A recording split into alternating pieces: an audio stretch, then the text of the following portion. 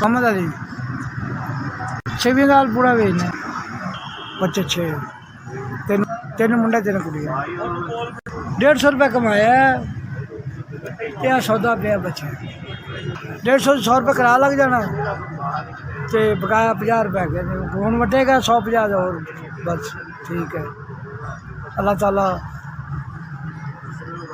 पूरी करने वाला बंदा कोई शायद नहीं। मैं सुबह से निकला 9 बजे घरों कादी जरूरत ने मेरा शौक नहीं सर्दी नहीं पैंती भी मैं अपना काम मसे अपना ना सर्कट चलाना चलो कोई दवाई दुई ले ली या कोई मसला में आ मसे में अपना गुजारा कर लिया।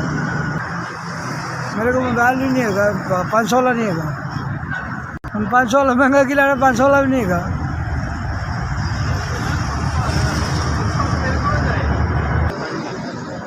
बड़ा औखा वक्त पास कर रहे हैं बच्चा काके मतलब बड़ा औखा वक्त आ गया मसे गुजारा कर रहे हैं अपना कभी कर्जा चाह लिया कभी कुछ कर लिया ऐसे हालात नहीं। बस कोई ज़िंदगी नहीं है बस सड़कों के साथ रोली फिर जाए बस। आज मार्केट बंद है आज माल अगे कुछ 200-300 बन जाता 400 आज दुकानें बंद ने बस फिर अल्लाह की आस से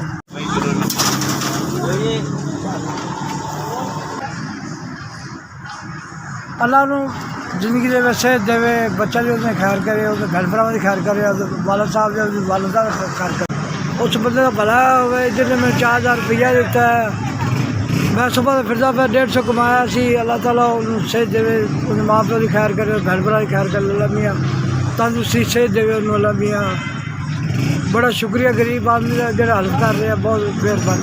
SVS का बड़ा शुक्रिया जिन्हें मेरे को 4000 रुपया पहुँचाया बड़ी थैंक यू।